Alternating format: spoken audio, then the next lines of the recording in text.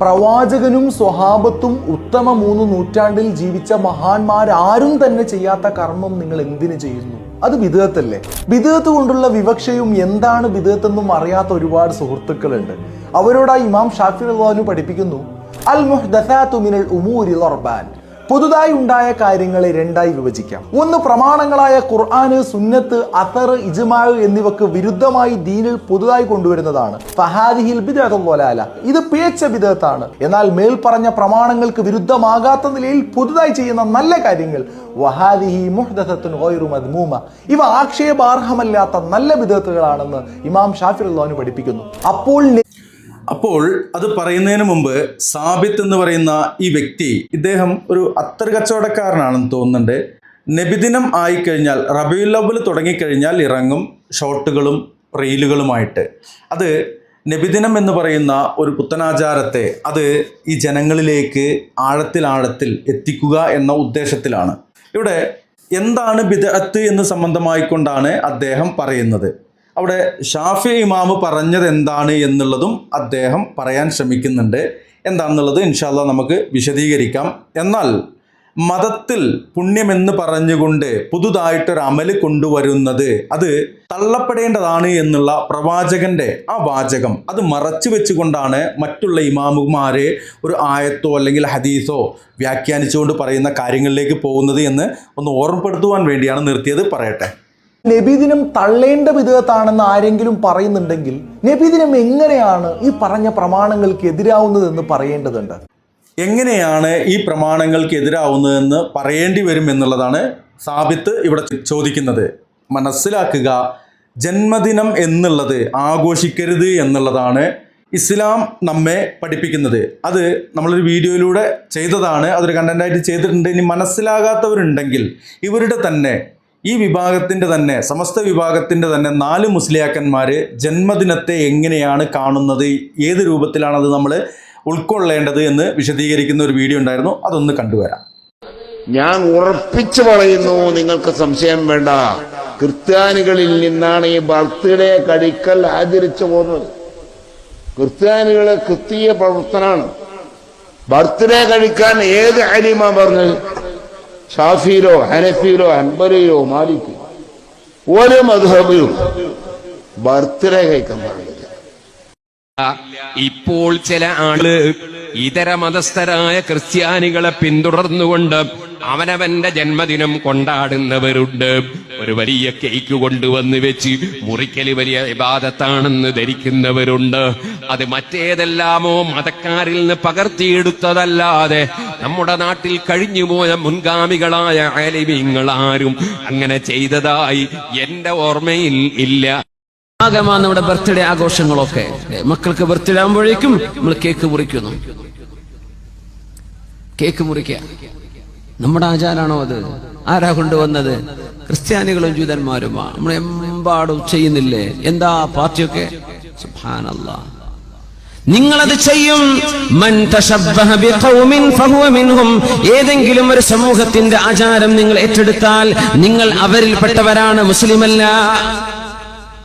സുന്യാളും തുടങ്ങിയിരിക്കുന്ന ഈ പരിപാടി ബർത്ത്ഡേ ജനിച്ചത് ഇജ്ജ് മാത്രമേ ഞാൻ കുട്ടി ഉണ്ടായിട്ടുള്ളൂ, വേറെ ഇജ്ജ് കുട്ടിയല്ല, എന്റെ വാപ്പാക്ക് കുട്ടിയല്ല, അനക്ക് മാത്രം കുട്ടി ഉണ്ടായിട്ടുള്ളൂ. എന്തോ സാധനം അറിയില്ല കുട്ടി. ഈ കുട്ടിപ്പം ലൗഹുൽ മഹ്ഫൂദിൽ ഇറങ്ങിയതാ. എന്നിട്ട് ഇത് ജനിച്ച ഡേറ്റ് ഇങ്ങനെ കാത്തിക്ക, കേക്ക് മുറിക്കാനും മൗലിദ് നടത്താനും. ചെങ്ങായി എനിക്ക് വേറെ വല്ല പണി നോക്കിക്കൂടെ? അള്ളാഹുവിന്റെ റസൂൽ ഇങ്ങനെ പഠിപ്പിച്ചിട്ടില്ല. മാത്രമല്ല ലക്ഷക്കണക്കിന് അയിമത്തി ഇവിടെ ജനിച്ചു വഫാത്തായി പോയി. അവരാരും അവരെ ജന്മദിനം കൊണ്ടാടിയിട്ടില്ല.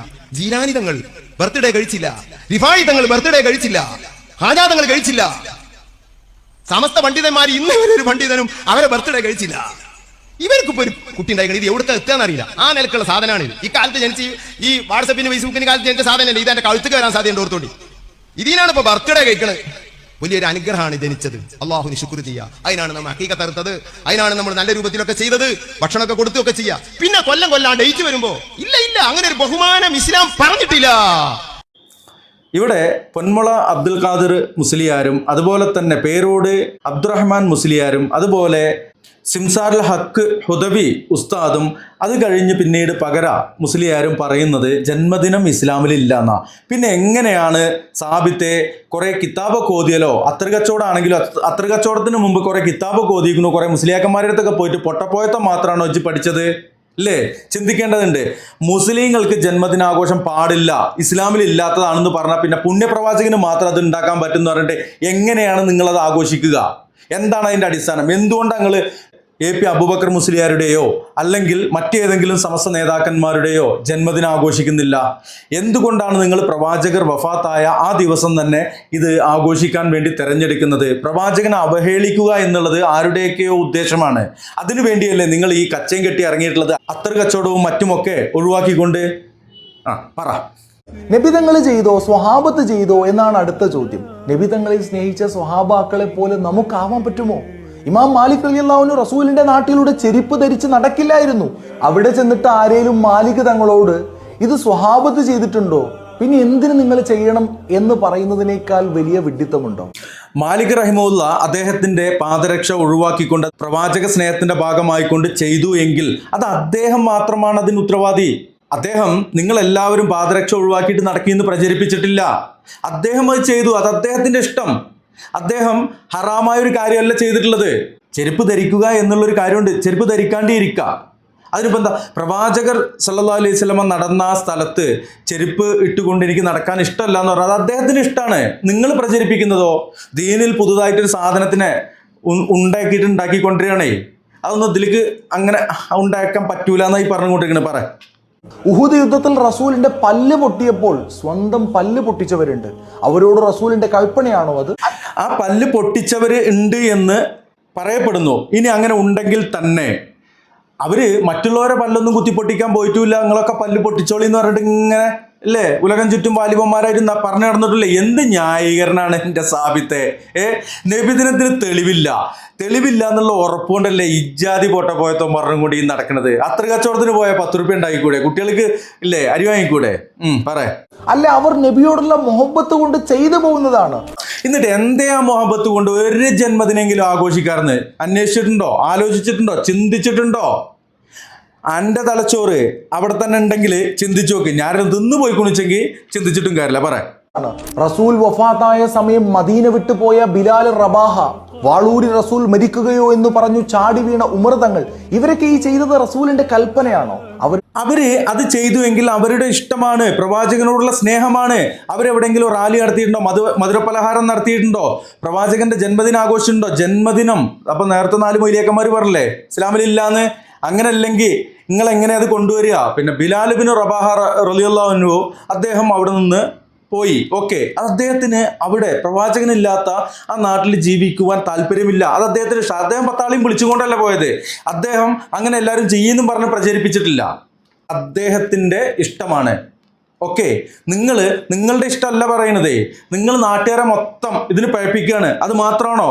എന്നിട്ട് മറ്റുള്ളവർ പ്രവാചക സ്നേഹികളായ ആളുകൾ, പ്രവാചകനെ അനുധാവനം ചെയ്യാൻ ആഗ്രഹിക്കുന്ന ആളുകൾ, സ്വഹാബത്തിൻ്റെ ചര്യ പിന്തുടരാൻ ആഗ്രഹിക്കുന്ന ആളുകൾ അത് ചെയ്യുന്നില്ല എന്ന് പറഞ്ഞിട്ട് നിങ്ങൾ വൃത്തികേട് പറയുന്നില്ലേ?